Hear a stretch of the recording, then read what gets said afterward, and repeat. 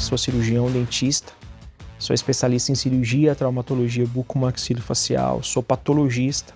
O meu currículo profissional, ele tem mais de 100 páginas. Conquistei a casa dos sonhos, o carro que eu sonhava, o carro que a minha esposa sonhava, clínicas, funcionários. Conquistei todos os recursos financeiros que uma pessoa poderia querer. O senhor tem a vida que a maioria das pessoas gostariam de ter, então acredito que esse seja o seu testemunho. Não, pastor. O meu sucesso foi a minha maior derrota. Sempre eu queria mais. Eu queria recursos financeiros, eu queria dinheiro, eu queria poder, eu queria status. Era o que mais me encantava, era o poder. As viagens que eu poderia proporcionar para minha família, para minha esposa, me dava ali o status de ser um bom marido. E eu não tinha diálogo com a minha esposa, mas eu achava que ela está reclamando de barriga cheia. Eu estou dando o carro do ano para ela. Eu estou dando um carro de R$400 mil para ela. Nada disso satisfazia ela como esposa. E eu falava, ou você é louca, ou você não entende que tudo que eu estou fazendo é para o nosso bem, é para o nosso crescimento. O Hennerson, ele se tornou soberbo, trabalhando demais, não tendo tempo para mim, para minha filha, né, para nossa filha, Maria Luísa. Ele só queria crescer profissionalmente, ser reconhecido. Ele foi crescendo ao ponto de que não conseguia nem me escutar e nem eu escutar ele. Então o diálogo simplesmente acabou. Para mim não tinha limite, e eu sempre brincava, o limite é o céu. E eu achava que nada e nem ninguém poderia me parar. E na verdade eu conquistava tudo e continuava infeliz. Apesar de todo esse sucesso, eu tive uma depressão. Nada preenchia o vazio que eu tinha na minha alma. Era um vazio que começou a ser transmitido na minha fisionomia. O meu corpo, engordei muito. As pessoas falavam comigo, eu não sabia o que a pessoa estava falando. Chegou a um ponto de eu começar a conversar com a pessoa, parece que a voz dela não saía, eu só via movimentando a boca, mas eu não conseguia interpretar o que a pessoa estava falando comigo. Mas se você viesse a minha rede social naquele momento, você acharia que a minha vida estava perfeita. Mas o que a rede social não mostrava era o meu vazio, era a minha depressão, era o meu relacionamento mal com o meu casamento com a minha esposa.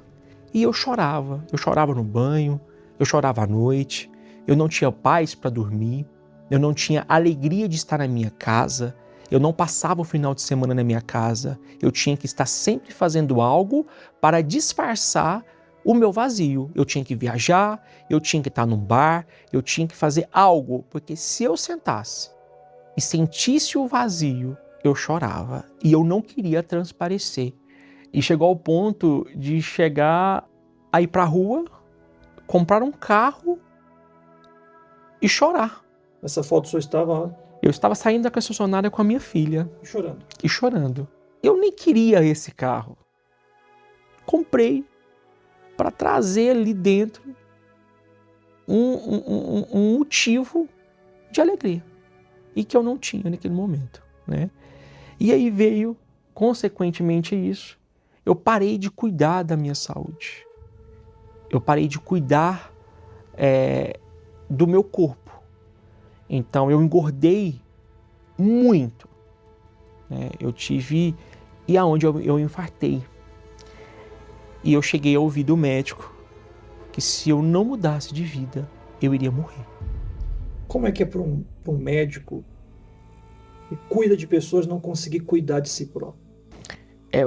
Por achar, pela vaidade, que não iria acontecer comigo. E ali eu me senti um lixo. Eu entendi que o sucesso e o dinheiro não iria me devolver a minha saúde. E eu tentei buscar os melhores especialistas, os melhores profissionais. E aí foi se agravando. Quando eu chego em janeiro do ano passado, eu me encontro sem movimentos da perna. A minha alma, o meu corpo e o meu espírito continuava doente.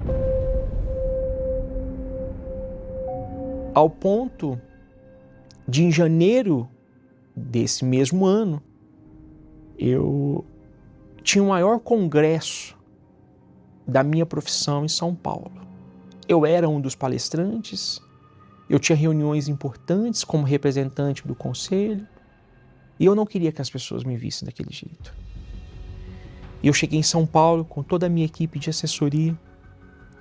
Eu pedi para que eles não ficassem no mesmo quarto comigo, que eu gostava que eles ficavam em todas as viagens comigo. Porque eu já estava com um pensamento predestinado. Eu já estava com o pensamento de tirar a minha vida.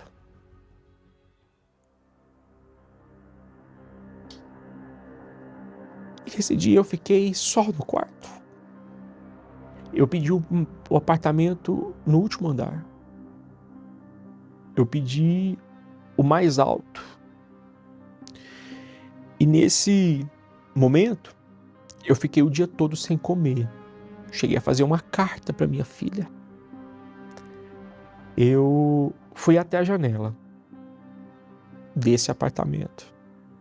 Abri a janela, olhei, certifiquei se aquele andar era suficiente para tirar a minha vida. Eu sentei na cama, li a carta e liguei a televisão. Esse momento era 2h da manhã. E aí eu estava de frente à programação do Templo de Salomão. Você está aí pensando em se matar porque a sua situação é tão desesperadora que você não vê outra saída, a não ser fugir, desaparecer dessa terra.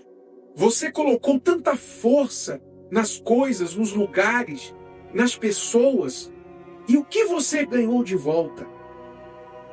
E aí me veio o remorso, porque na verdade eu conheço a Igreja Universal desde os meus 3 anos de idade. Eu cheguei na igreja pelos meus pais, mas quando me vi jovem, me distanciei por entender que a minha força do braço era maior do que a força de Deus. E a minha vaidade me cegou. Mesmo distante da igreja, distante da fé, uma vez e outra, eu estava na corrente dos empresários. E cada fogueira santa, eu jamais deixava de participar. Mesmo não estando na igreja. Mesmo não estando na igreja. Eu sabia que era no meio do ano e no final do ano. Eu vinha, sacrificava bens. Eu sacrificava construir a minha casa do jeito que eu queria. Eu sacrificava, eu montava uma empresa. Eu sacrificava, eu montava outra clínica. Eu sacrificava, eu comprava um bem. Eu não tinha dificuldade de sacrificar monetariamente. Só não dava a minha alma. Eu só não sacrificava a minha alma. Eu não sacrificava o meu desejo, a minha vontade. E quando eu estava ali pensando na minha morte, ali estava o Bispo Renato. Ele estava falando da fé com inteligência e que a nossa maior bênção seria o encontro com o Espírito Santo. Ali eu sentei. Amanheceu, eu levantei, eu me alimentei e novamente não fui ao congresso. Eu fui ao Templo de Salomão. E nesse momento, eu pedi para Deus, eu estou iniciando hoje uma nova jornada com o Senhor. Ali eu mostrei para Deus que eu era nada. Ali eu não cheguei com o meu currículo. Ali eu cheguei como um filho. E principalmente que o que eu quero nem é sempre o que eu preciso ter. O que eu precisava ter era o Espírito Santo e eu não queria. E nesse momento eu saí do Templo de Salomão decidido a ter um encontro real e verdadeiro com Deus. comecei do zero. Voltei para Goiás, eu sepultei a velha criatura e nesse momento eu reduzi a tela, as informações que não iria me acrescentar e comecei a escutar todos os dias a palavra do Bispo Macedo. Comecei a ver os conteúdos que alimentavam a minha fé. E nessa última fogueira santa, eu não pedi nada. Eu só pedi a presença de Deus na minha vida. Eu só pedi a direção dele. Eu só pedi a cura da alma. Eu pedi o que estava na palavra de Deus. Primeiro o Espírito Santo, o resto seria me acrescentado. E eu falo para o Senhor que não foi a maior de sacrifício financeiro, foi a maior de entrega. Foi a qualidade do Cordeiro. E eu tive o Espírito Santo. Eu fui batizado com o Espírito Santo. Foi glorioso. Foi a maior conquista, foi a maior bênção, foi a maior vitória e o maior reconhecimento que nenhuma honraria, seja nacional, internacional, nenhum prêmio de um congresso poderia me proporcionar. Porque ali eu estava sendo reconhecido pelo meu Deus.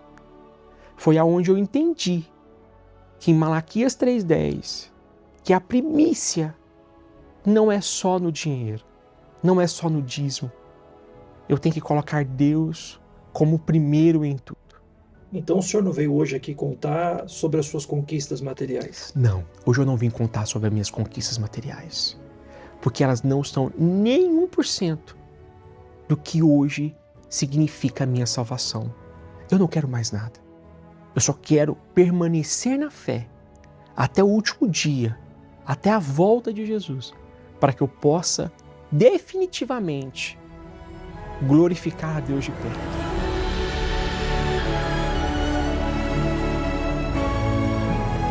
Hoje ele é outra pessoa, ele é mais carinhoso comigo, ele dá mais atenção para mim, ele dá mais atenção para a nossa filha, que era o que ela mais sentia falta. Então, hoje ele é um outro homem. Para quem cuida do sorriso das pessoas, hoje o senhor tem um sorriso também original. Hoje eu tenho um sorriso da alma, do espírito e do corpo. O sorriso está estampado, a alegria, a vontade de viver, a vontade de levar alegria para as pessoas, a vontade de mostrar que tem cura, que tem jeito, que Deus existe, que Ele pode fazer muito mais na sua vida, que Ele não é uma bênção financeira, que Ele não é negociável, Ele é muito além disso. Está estampado no meu rosto, na minha alma.